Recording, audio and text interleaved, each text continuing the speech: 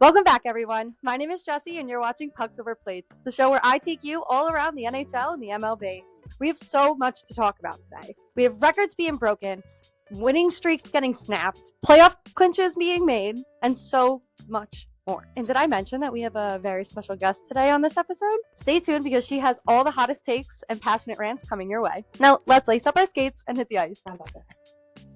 And here she is, Miss Abby! Hi! So this is Abby, and Abby and I first officially met in October of 2023. Ever since then, we've pretty much been inseparable. She is a fellow Rangers fan and Mets fan, so it made getting along very easy. Jess and I had a privilege to watch the Caps and Isles game this weekend. So Ovechkin is officially the NHL's leading goal scorer with 895 goals in 1,487 games. One game less than Gretzky. Which I feel like is a record that we all thought was very untouchable. Yes, I have a little fun fact for you. Tell me. So, did you know that the last goal Wayne Gretzky scored was against the Islanders? But also, he was a New York Rangers. Is this a bit? Nope. Are you sure? I'm joking. That's actually kind of funny. Because wasn't Sorokin also one of the only goalies to not be scored on by OVI?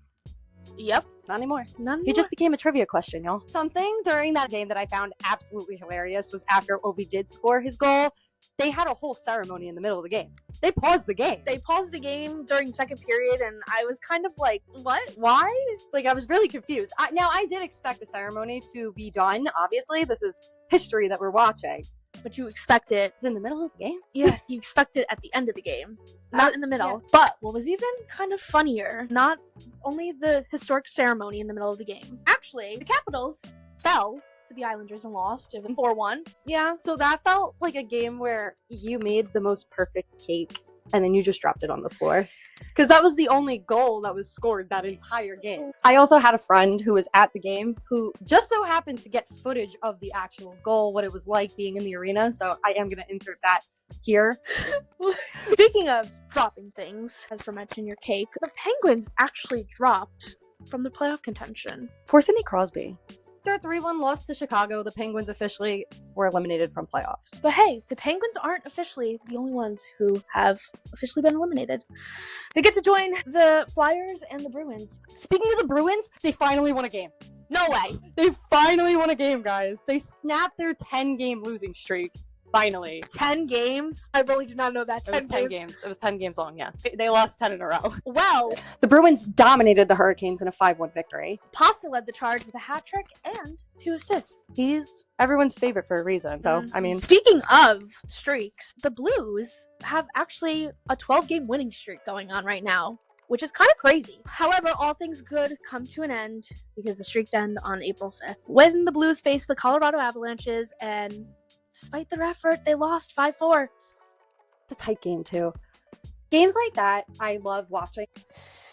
We also got to watch the Red Wings versus Panthers game. We got to watch so many sports together this weekend. It's been insane. This was a must-win game for the Red Wings. They are also in a push to make this playoff appearance happen, and if anyone's hungry right now to get into a playoff spot, it is Detroit. Detroit sports are...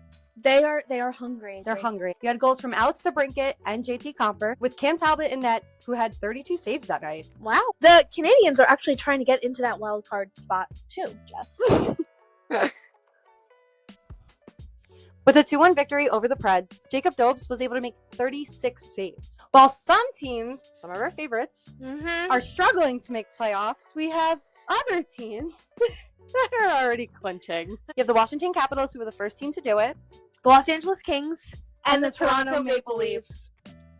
The Kings have won 3 games in a row over the Jets, Utah, and the Oilers. After such an upset with the Kings last year, I bet beating the Oilers and officially clinching for playoffs feels pretty good. Yeah. Right? Yeah. So, not only did the LA Kings clinch the playoffs, also the Toronto Maple Leafs clinched it too.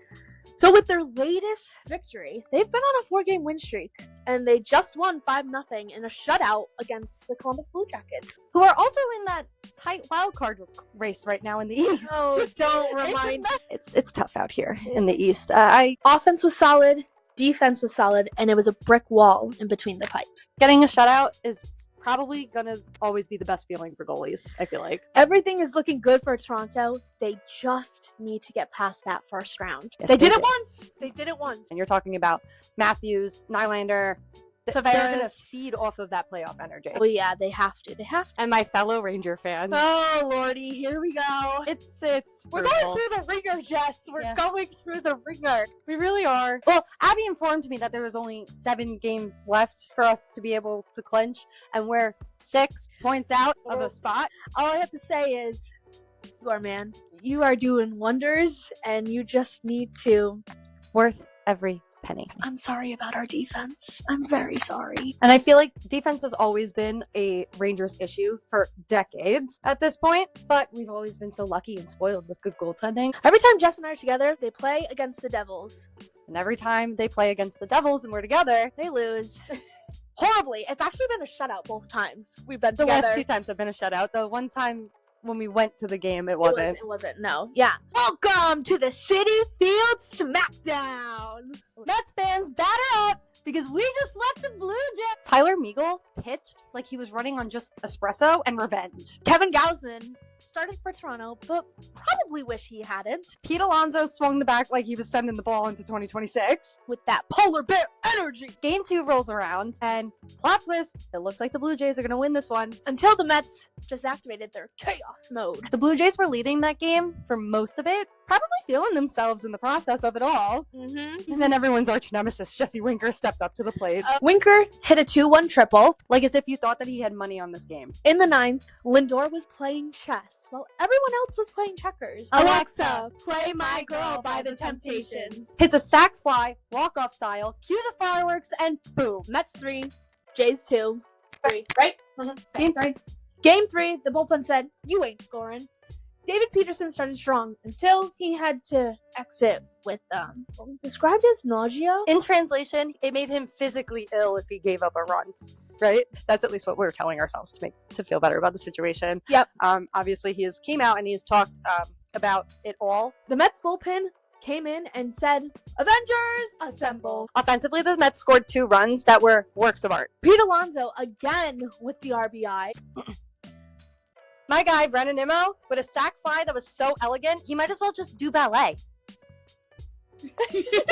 Final score, Mets 2, Jays 1. Bring out the brooms! Kyle Tucker's bat is on fire. Not literally, though. Tucker has been swinging the bat like he's in a video game. And he has, like, all the cheat codes. Yeah, with 3 homers.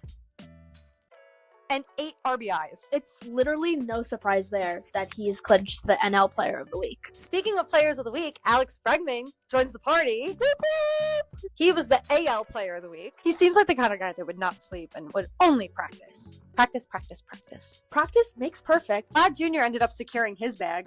Signing a jaw-dropping 14-year, $500 million extension. That's going to be a lot of poutine, and he's going to be eating up in Canada.